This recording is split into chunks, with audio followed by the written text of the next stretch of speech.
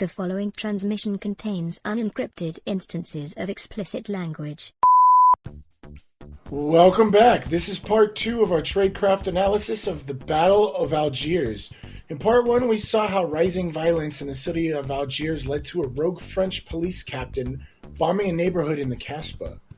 If you missed out on that, there's a simple solution. You might want to hit the subscribe button on your favorite podcast app so you can always stay caught up with us. And with that, we're ready to talk about how the Algerian freedom fighters are going to respond to the bombing. And that's how we'll begin this episode of Spies Like Us. So at this point, what's been established is, by the film is atrocities on either side. There's definitely bad actors on either side, but things are really heating up. This leads into my favorite part of this movie and possibly one of my favorite sequences in film of all time. What we see is some women putting on makeup and bleaching and styling their hair, which would be normally the most tame of scenes that you could possibly imagine. However, the scene is underscored by like these massive drums, like boom, ba ba boom, ba ba boom, ba boom, ba boom, and it's heavily dramatized. And I really want to flag this as like just one of the most magical kind of things that cinema can do, is to change, like to tell a story about what you're seeing by just the way that it's presented on the screen. Because these women aren't just putting on lipstick.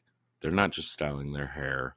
They're getting ready for fucking war.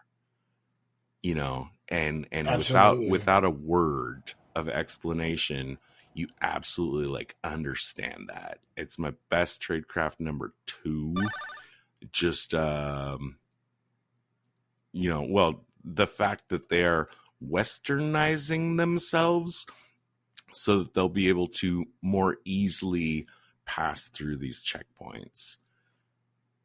This actually made my best tradecraft number 1, was westernizing them to cross the border, because previous to this point, we got a lot of stereotyping, profiling, which is required when you're trying to figure stuff out, like, or pulling an investigation or contain like a type of situation. But noticing the fact that how heavy the racism or the prejudice against a religion or against a people's or a nation's, they recognized that they could get through the border by looking very Western, because you're talking about a heavy Muslim culture. So what do? You just have the women westernized and in this very fashionable. First of all, they're women, so they give the eye winks to the soldiers. They right, yeah, like one of the ladies gets flirted with as she's passing through. Yeah, keep going. Yeah, and they're physically considered not a threat by these soldiers, especially at this time period, right? And when you're at the checkpoint, you're just looking at women in their burqas coming through, and it's like, oh well, this lady is obviously like supposed to cross the border with her blonde, fashionable hair and her wonderful lipstick. And this is a big thing for like Islamic culture, like, or as like a religion or a belief system, that like that's not something they should be doing, because this is highly sexualizing them in their eyes. Mm-hmm. So this is kind of like like uh it's in their minds it would be, sorry, what's the word? I think you got probably the word on your tongue than I do. I would want to say that they are demonstrating cultural submission is what I'm seeing. Like, they're not disguising themselves in the sense of I look like an American or I look like a French lady, but I am culturally disguising myself as someone that accepts the superiority of French culture over my culture. And that's what I think is so fucking awesome about the scene. Like I'm looking like someone that accepts French colonialism. Like, I'm gonna go along to get along. right. I'm not French, but I'm not, so fucking hardcore. La la la la la la. That and also that's a religiously like a painful, or it's a hard road to cross, because I think that the Muslim culture is so, like, what they're fighting against so much is this, what they would call like this whorishness of the French and Western aspect of femininity, but cloaking themselves in that is, and their willingness to do that. I fucking love it. No, that's one thing I really wanted to point out about this, was that to them they're allowed to step outside of the I don't want to say constraints, but like step outside of their beliefs because they're doing something. There's a word for this.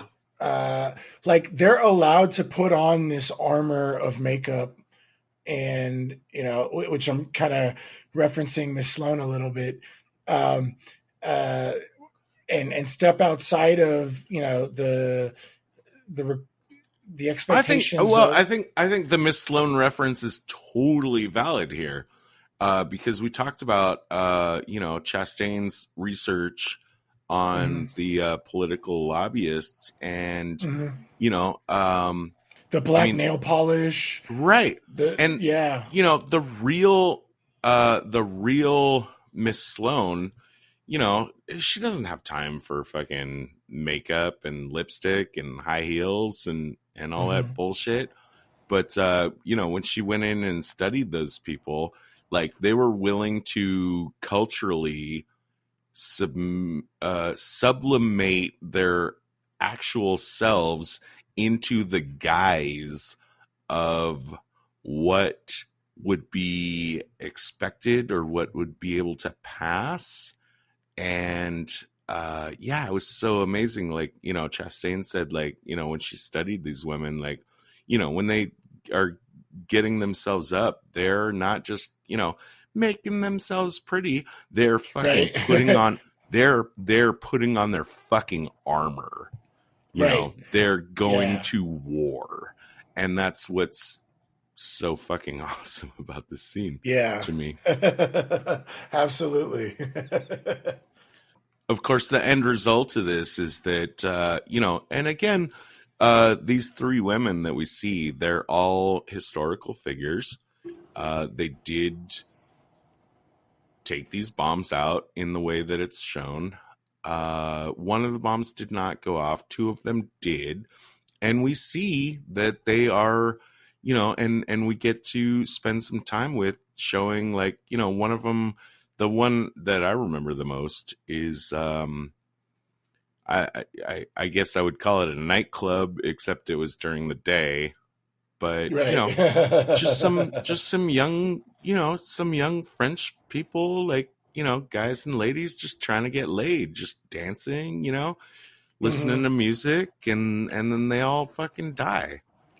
Yeah. And that sucks. Just innocent young French kids that are just like, they're out for a good time. They're just doing what, they're probably college age, maybe. They're out just doing their thing. Like, all of us do. Like we're all gonna go out, like and just have a good time, and um, like it, it's really well shot. A lot of this film really does set the atmosphere. And I think it all starts with what you had pointed out, Todd, the prison scene with the guillotine just showing the walls. Like there's so much atmosphere to this, and I think this is one of the greatest shots that I really enjoyed because it really set the atmosphere of what they're doing. These three women are showing up to a place that's really going to hurt the French people. Um, like I don't really want to make it a point, but it's kind of like a plus terror points, which is kind of concerning. But this is what gets people's attention. It's really uncomfortable for me to talk about, but like just these specific targets aren't like we're gonna go hit a military base, or we're gonna go hit like an electric production facility, or like a mine, or we're not gonna hit the dollar. We're gonna hit the public, and we're gonna make you pay attention to us. Like, and it's really shitty. Like and I think there's like one shot of one of the three ladies that are looking around at the room, and you could kind of see a little bit of empathy. Oh, right. Oh, yeah, where yeah. She's kind of like, am I doing the right thing? Mm-hmm. Like, am I really doing the right 100%, thing? Yeah, 100%. Like, but like, she's still like pulling the cause or whatever. It's a really, really like vivid moment. Right. I think the lasting value of this film is that it's unflinching in saying like, no, this is what you're doing. Right. Like, this is, I've seen so many movies where like the terrorist is, just some cartoon villain. Right. That's gonna, just like most villains. There's just a like, bad guy. If James Bond doesn't stop him, he's gonna blow up New York. Right. But this film shows people that are like just absolutely up against the wall and like feel like they have no choice. Yeah, that's definitely a good way to like really kind of paint the picture of what's going on in this film. Like we said earlier, it's a lot of gray areas. There's a lot of black and white themes, but it's very like grayed out to the point where like you can't know what like people are, like you said about it best earlier. Like it's just like people like shit's fucked up and people are shitty. So this is the point where we introduce the paratroopers and the Philip Matthew character, who's gonna provide a sort of counterpoint voice to what's going on, which we're definitely going to get into. The character itself, he's a guy that came up through the French Resistance in World War II. He's been involved in the all of the French involvement in Vietnam, in which he would have learned a lot about counterinsurgency. So he's, from France's point of view, he's the right man for the job. He's going to come in and he's going to lay down, like he's going to explain to his troops and through those scenes, us, the audience, like how a pyramid structure of insurgency works. Can you take it from there? Yeah, absolutely. But before we get into the pyramid structure, he doesn't just come in. They do the Rome parade. This is something that's really, really important because this is apparently like a big history thing. Rome, as they were conquering, would parade their soldiers through the streets. And you see this a lot in a lot of dictatorships where they're like showing off their military, like they're just flexing. Like, look at all of our tanks and planes and soldiers we have. So Matthews brought into the situation. We see this giant parade of soldiers just like rolling up, and like here is the big machine coming in. You can rely on us. We got the resources. We have the structure. We have the organization. And we got the best man for the job. This guy fought in Vietnam. He knows what he's doing. So if you're on our side, you can feel safe. If you're not on our side, you better start wetting your pants. He helped beat Hitler. Right, yeah. Come on. He helped beat Hitler. Yeah, not only does he understand like fighting against insurgents, he understands being an insurgent, right? Yeah. Oh, like, yeah. During the French occupation. So yeah, we're talking like this is the guy. You don't ever fuck with this guy, type of thing. So, but when he was brought in to kind of explain to the task force to deal with this insurgency at hand. And this is really cool because and this is another reason why this film is like considered like a big reference point. He literally goes through the cell organization, right? Like a general government organization is just like just we have the resources, we have the red tape, we have the bureaucracy, we have all of it. The machine is running, right? Like it's hard to beat. Versus the insurgent, the revolutionary, the terrorist, the whatever the guerrilla organization that has to beat the machine has a cell group structure to it. And he basically draws it. And what I loved about this scene was it reminded me of like those MLM. If you've ever been like conned into going to like an MLM presentation where they draw, you get two guys. Oh, right. This is exactly what that is. It's a pyramid structure, and the reason for this in a cell organization is to prevent. One, it makes it more agile, and two, it prevents being able to identify targets. And that's what makes it very agile. So the idea is one person starts the pyramid. Like if you've ever been in an MLM organization, that's exactly how this is the exact conversation you're going to hear. Yeah, one person starts the pyramid. They recruit two people. Okay, those two people then recruit two people. Right. Why this is really important is the people at the bottom only know the person they recruited. So in any part of the pyramid, if anybody becomes compromised, they only know three people. And the idea is the person mafias are ran like this as well.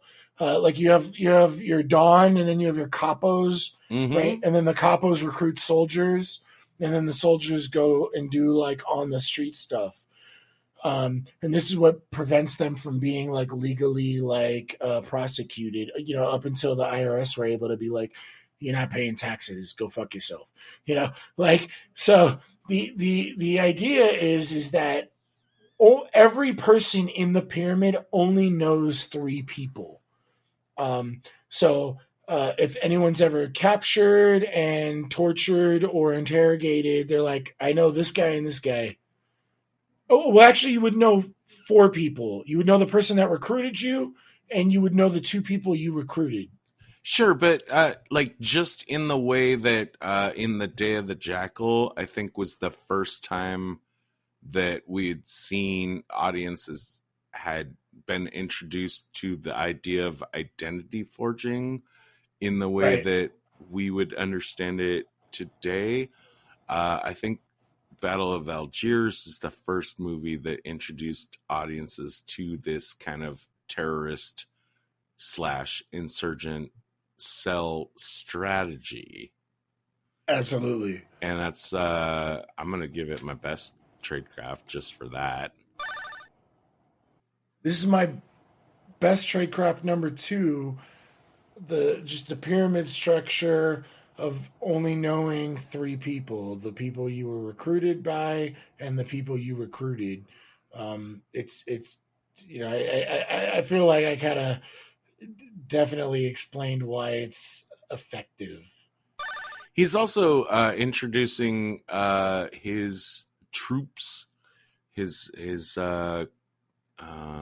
squad to this concept of having footage of, like, camera footage of all the checkpoints, so that they can backtrack in time, like after a bombing, they can go back and look at the footage and see who came through what checkpoint at different points.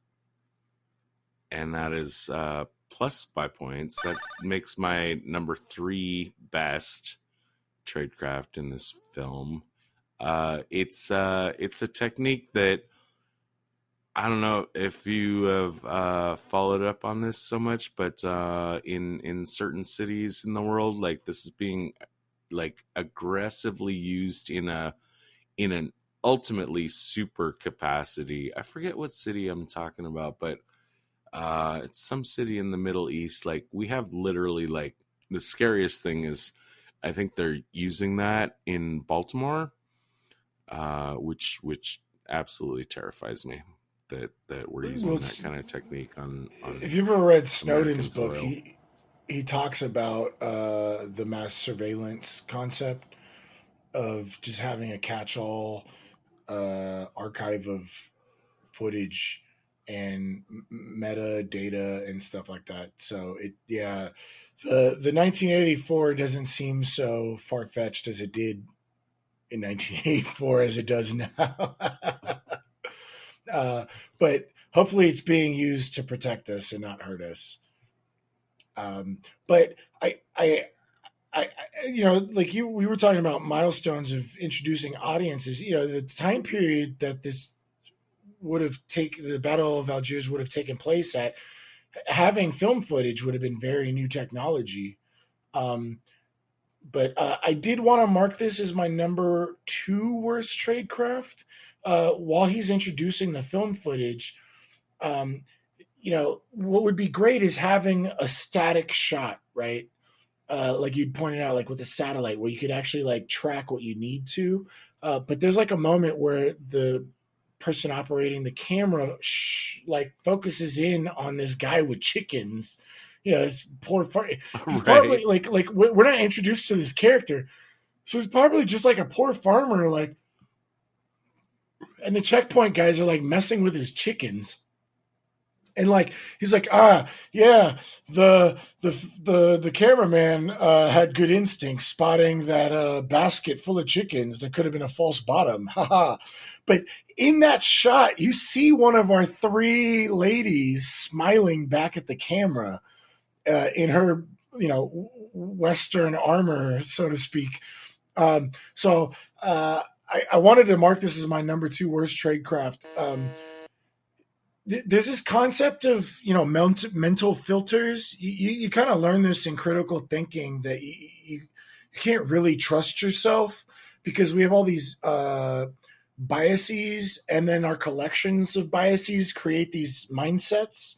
And this goes back to, like, a lot of the racism or cultural prejudice, or national prejudice against the Algerians, where they're like, oh, look at this guy, and it's a guy and not a woman, right? Like, oh, women, we don't have to worry about them, right? That, like, the cameraman not only focused on it, but our guy Matthew, like, didn't even look at the entirety of the crowd. And they actually had the woman, one of the 3 women who had bombed the buildings, to sneak by and, like, get a nice, like, Marilyn Monroe smile at the camera.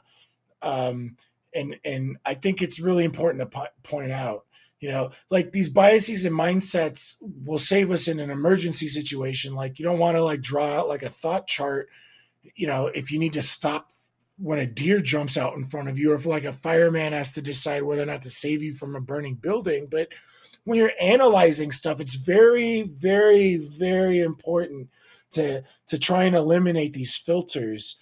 And this is actually brought up if you've ever read, like, any books on analysis or anything like that.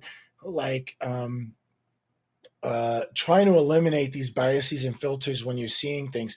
And it's very important talking about the camera, because if you have just a steady camera looking at footage, it doesn't have any filters. It's just picking up the image. But as a cameraman, focusing in on a particular point, you're eliminating a lot of other stuff.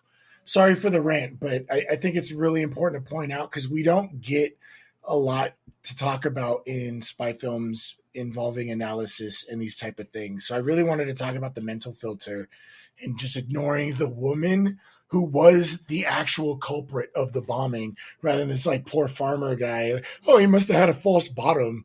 They like, you see the chickens running around, and yeah. There's definitely like a blind spot, as you say, of the French versus the women, and they're certainly not looking at the kids. Right. Whatsoever. They're not even brought up, whatever. This There's kid is just...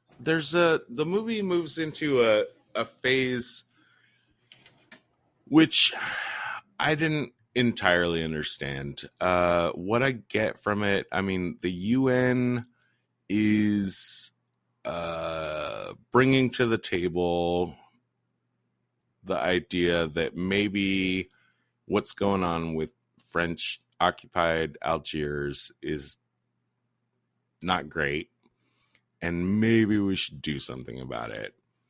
Now, the FLN knows about that, and they're going to organize a strike. It's not entirely, I guess it's like a strike, like we're going to stop working. I'm not exactly sure how that like is supposed to work or help them, except to show that maybe the world is looking at the FLN and thinking like, you're just a bunch of, you're just a handful of radicals, and the real down on the street people of Algiers, the workers, like, are not on your side. You're just a bunch of fucking filthy, guys just running around shooting cops and bombing people for no fucking reasons.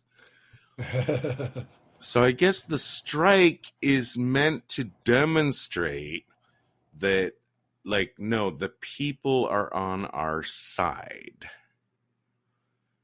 What I'm most confused about this part of it is that Matthew seems to see this as an opportunity. He seems happy to see that they're running a strike.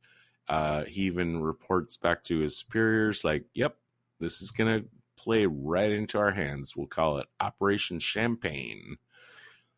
Your thoughts on the strike? Was it explained correctly to you? Did you I think comprehend it? like you pointed out, the strike itself was explained really well. And this is what makes the film really interesting, because it starts at the very small level and then builds up into a more global geopolitical publicity type of issue. Well, that's their intent. Right, but I think you're right. I agree with you. I'm a little confused as to why this plays in the Matthews' hands. I don't think it's well demonstrated, other than when we get to the press conference and his retort really kind of answers that. But I don't think the strike is what leads into that.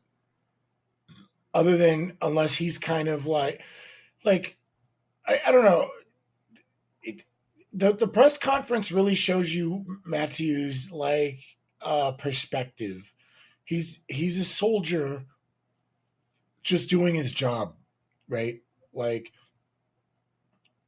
and their job is to win, versus the people of Algeria are trying to become independent from French occupation or French colonialism or whatever.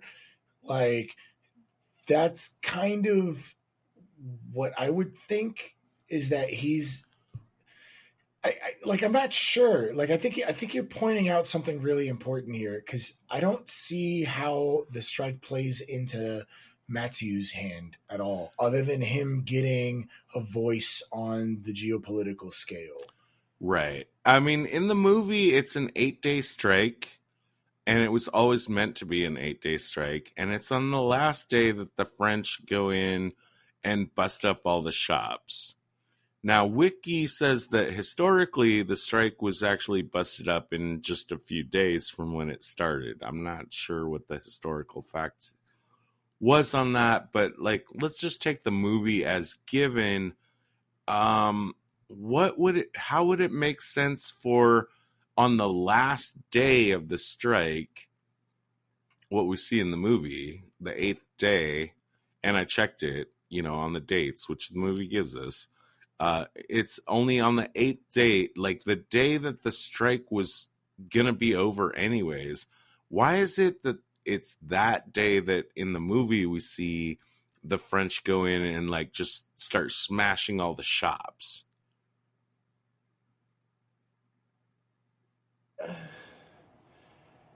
Yeah, me neither. The only thing I can think of is like the bread, um, but I don't understand why they would make it an overt operation. It's like so an overt versus covert operation. They are obviously the military breaking the shops. So this might go back to considering when the film came out and when this event actually occurred. This goes way back into history with the Roman concept of like we're the strength, we're the one you can trust, we're the strong ones on the block. You should be on our side because we win. You know, versus the other side would be like, this is wrong. You shouldn't do this. We just want to live our lives, type of thing. Um, the, the only reason they'd be breaking up the shops is because people become poor and don't have food. We're gonna give you food, so let's just destroy your shops. See, we're the tough guys. We're the ones that can win. We have the strength, and we're going to come and bring you food. Like, don't worry, we're not really the bullies. We'll give you what you need. Come to our side. We're the ones looking after you. So I'm wondering if there's more historical like themes going on than we should than you and I are more equipped to discuss. Right. Yeah, I think it's one of those cases where the movie assumes that the audience is more familiar with the material that's being, like they're assuming the audience can fill in the blanks, whereas like us from like 80 years later, we really kind of can't. Yeah, you know right. we get into we now get into some serious torture scenes. The Matthews, it's never shown that Matthew gives these orders, but we have at least been introduced to the idea that he will take any actions necessary. So when we see these torture scenes, we assume that they're coming down through him. They get 4 names at the top of the list, and they start capturing people. The French start making their way like kind of up the chain, like making inroads into the pyramid structure of the resistance. I noticed I wanted to talk about this a little bit, like that they're announcing the names of the people that are captured. Like they're flying helicopters over the Mhm. Kasbah and saying like, this guy has been captured, this guy has been captured, this guy has been captured. Letting everyone know like what their accomplishments are, which okay, on its face, I see it like working as an intimidation tactic, but I also kind of was thinking about it as like possibly backfiring, as letting, like announcing who you've gotten into custody. And Right. when I'm thinking about like this pyramid structure you're trying to infiltrate up to, it seems like it might be better to just be quiet about that. And because like, okay, so like, I don't want to visualize the whole pyramid structure, but like, if I get this one guy, I don't think I want to just like immediately announce to any of his Confederates that he's been nabbed. Right. I'll call that my number 3 worst, but I'm not 100% sure that. I mean, I get it. I get it. I just don't think it works.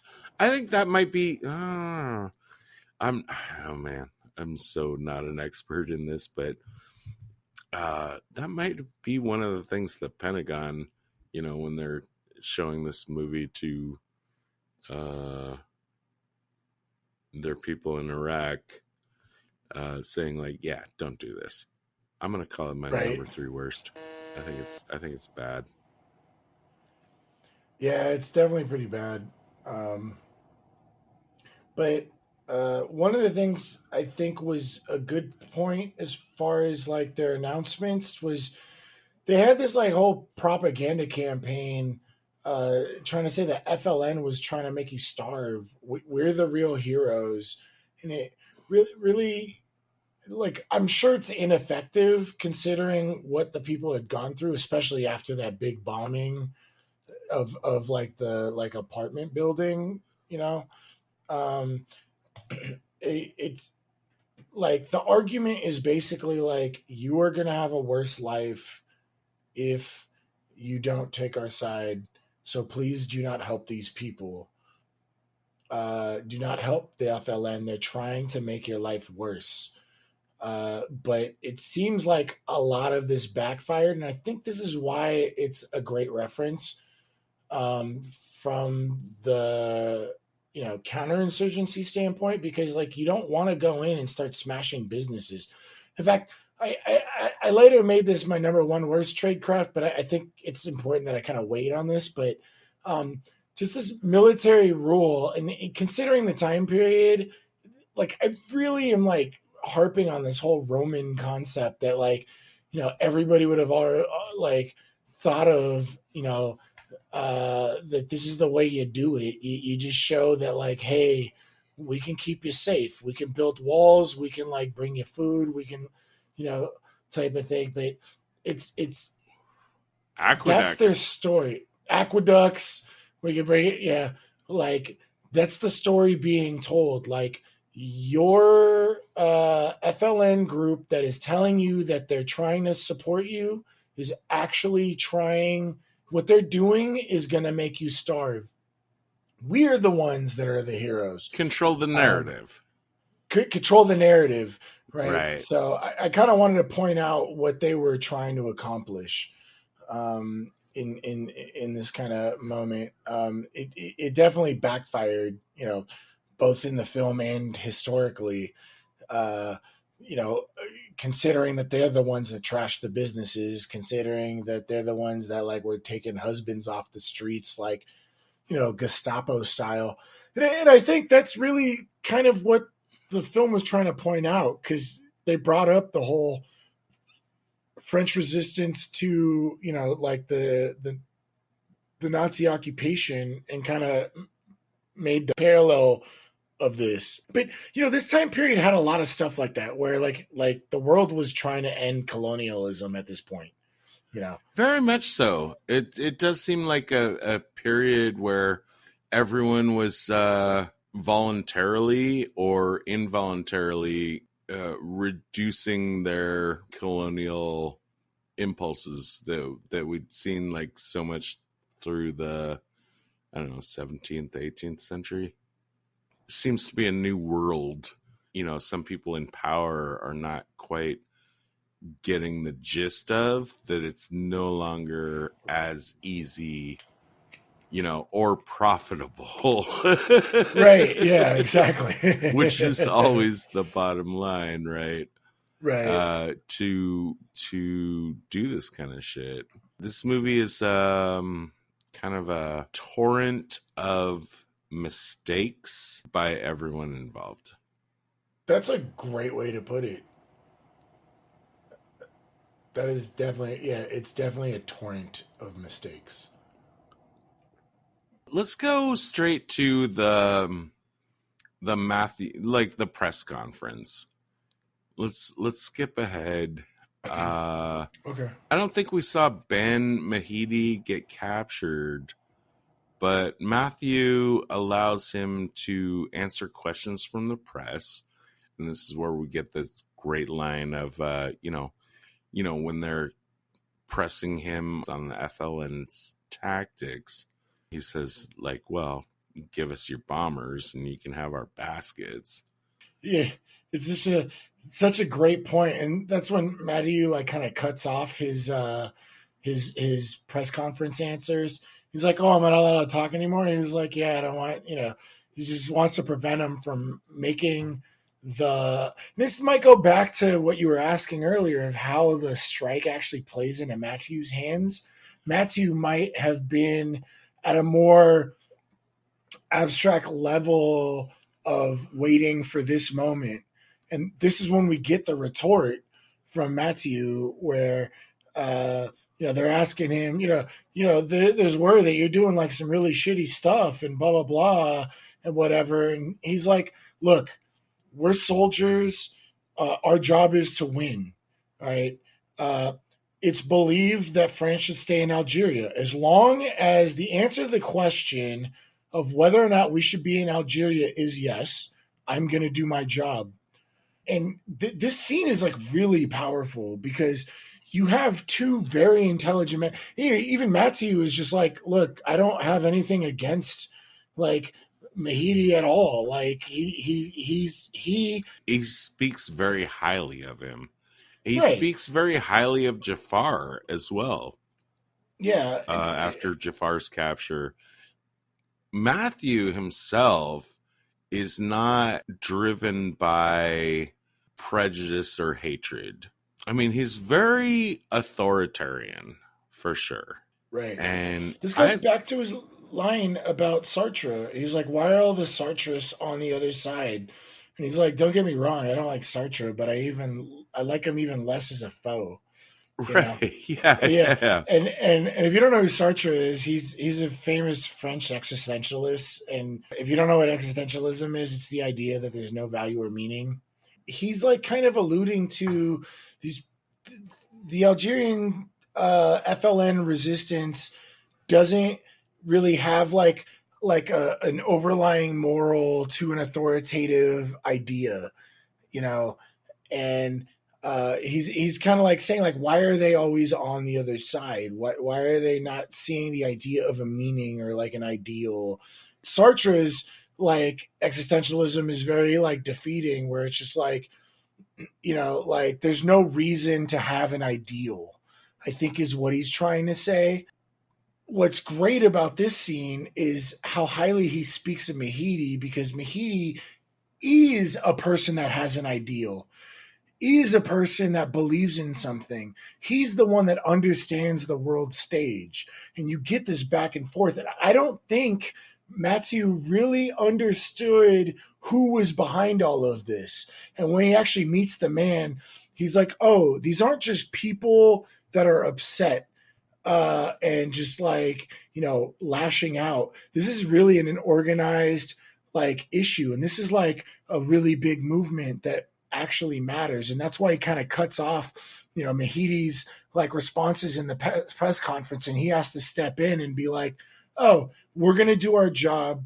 Like, and as long as the answer to the question is, should we stay in Algeria, is yes, we're going to continue to do that. And I think this goes back to your question of what you were saying. Well, why was he excited about the strike? Well, after this press conference, the UN decides not to intervene. And I think Matthew did not realize who he was up against. And he probably hadn't been in, this is a man that fought against the Nazis and fought against Vietnam, like fought in Vietnam, So to him, he's like, no, we have to stay strong. We have to keep to our ideals. We have to believe in something. He now just meets Mahidi. It's like, oh, wow, this person does believe in something. This isn't just like some people that are like, this is like real. And that's why he kind of cuts off his narrative, Mahidi's narrative, because he's like, oh, this would actually affect a lot of things.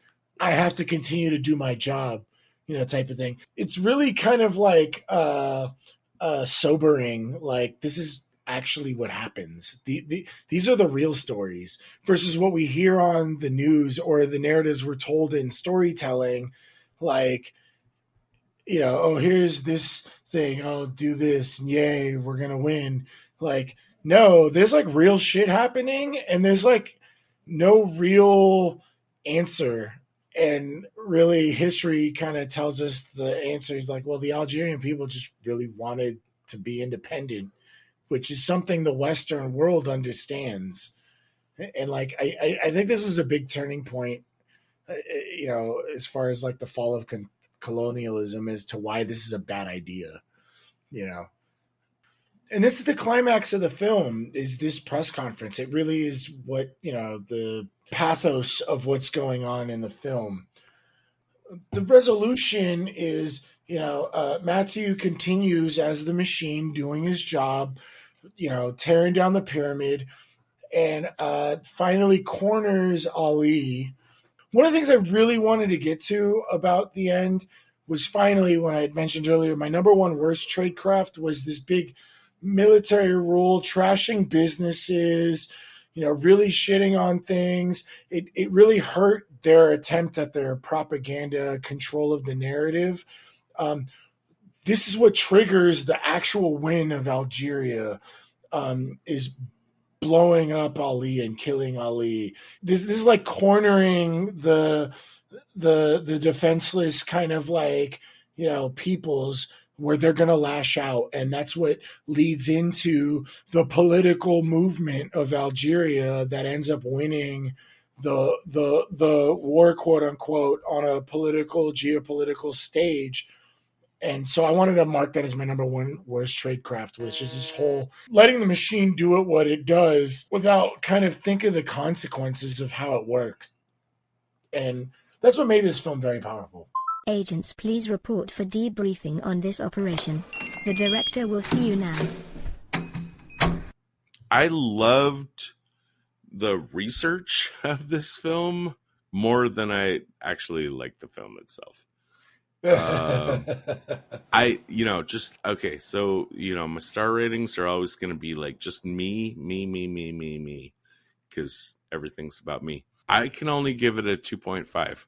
Don't really think I need to see it again. I'm super glad that I fucking watched it though. Right.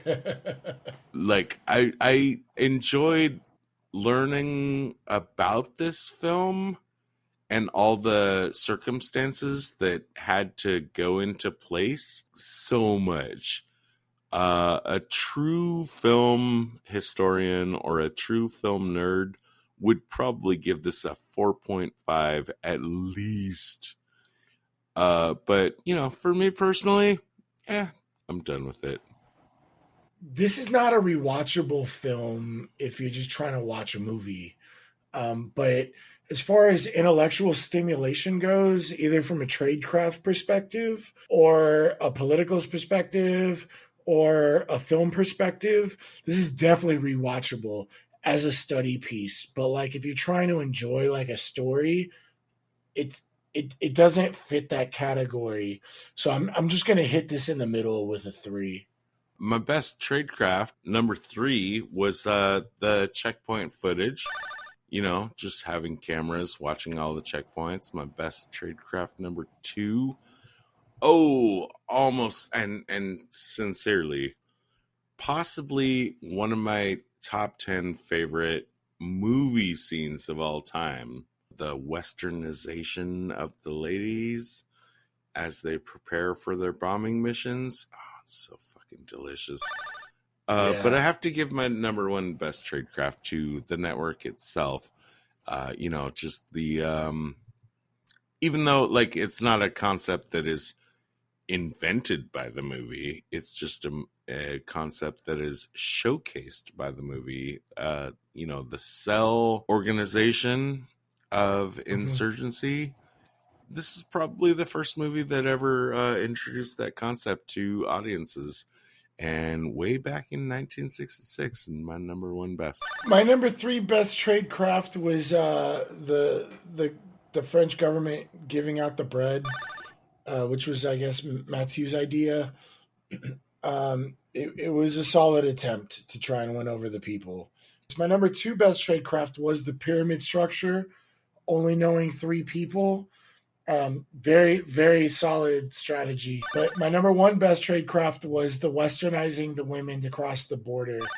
And the reason why I made this my number 1 is because of the constraints that the Algerians were in. This was like such a flag play of getting through and accomplishing their goals. What were some of your worst tradecraft, Todd?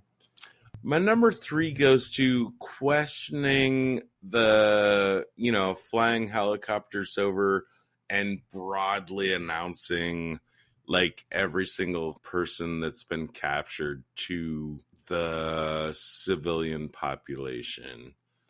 I can kind of see like maybe like how that, I kind of feel like that's maybe one of the things like people in the Pentagon, like watching this movie, they say like, yeah, don't do that. Yeah. It's just a gut reaction on mine. I mean, I can see why you would do it and why you would think it would work, but yeah, I'm going to go with no on that one. My number 2 worst tradecraft kind of goes to the movie. I didn't understand exactly how the strike was supposed to work, but especially like how Matthew felt like the strike played into his plans, and especially the way they reacted at the last day of the strike. Weird. Number 1 worst, at a certain point in the movie, the French have gotten like they're capturing people left and right. They're working their way up through the chain. Jafar says that he wants to, pull back and regroup and rebuild their system.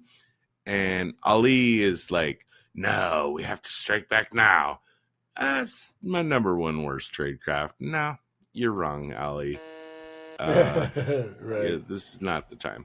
My number 3 worst tradecraft was Ali screaming at his target before he shot him. It kind of plays into my whole complaints on the sneaks in this film. My number 2 and 1 go back to, what I'm always saying. I'm always trying to look at something pivotal as like a really big fumble. And my number 2 worst tradecraft was when Matthew is showing the film footage of the border and just ignoring the woman. Right.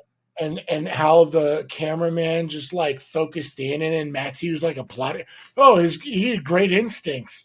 Yeah, his false bottom, whatever. It's just anyway. But my number 1 worst tradecraft by far is the military rule, trashing the businesses, and then bombing Ali. Basically, turned him into a martyr, which is how everybody knows that martyrs always win. It was a bad idea. Very, very, very, very bad idea. But let's talk about park benches. Let's talk about that. Because of the historical reality involved, I mean, I think we have to start with a 5. Is there any reason we can drag it down from there? Yes. The fucking sneaks. The sneaks are terrible. I could talk about how amazing the hiding the weapons, the like planting the weapons. I could talk about the pyramid structure. I could talk about the government like operation, but those fucking sneaks really pissed me off. Like when they were like killing the cops, like worst sneaks in history. Like, and I understand, like, this goes back to kabuki theater. This goes back to like theater. This goes back to filmmaking, storytelling. You need to make things obvious for the audience, which really irritates me as an audience member. Like, and I think film's gotten better about not making it so obvious, but it was just silly. Like, this guy is sneaking. So I want to drag this down to a 4.5 or a 4. I don't know. Do you want to argue for a 5 on this? No, I don't want to argue with a 5 because because we don't see that much of the planning or the tradecraft. Right. And we gave Day of the Jackal a 5. Do we think this was less park benches as Day of the Jackal deserves? I mean, it's more historically accurate, but we get to see a lot less of the tradecraft. Like we're not allowed into the kitchen. Right. Yeah. Right. Okay. In this movie, and that's why I could go down as low as a 4, but that would be my bottom. Right. My only argument is the sneaks. But since you're saying we don't get in the kitchen, I could see a 4. But I'm thinking a 4 or a 4.5. What do you want to like go on a consensus with this for? Shit. Let me check Spycast movies real quick. Yeah, right. Yeah. Let's see. And then, by the way, as Todd's looking into this, I want to describe analysis because we never get to talk about analysis at all in spy films. It's very important. Like if you ever look at statistics or like dealing with uncertainties, there's this concept in analysis of taking a stab. And this is really important for me to talk about personally because it would drive me crazy as like a kid or even like a college student. Like, how do they come up with these approximations?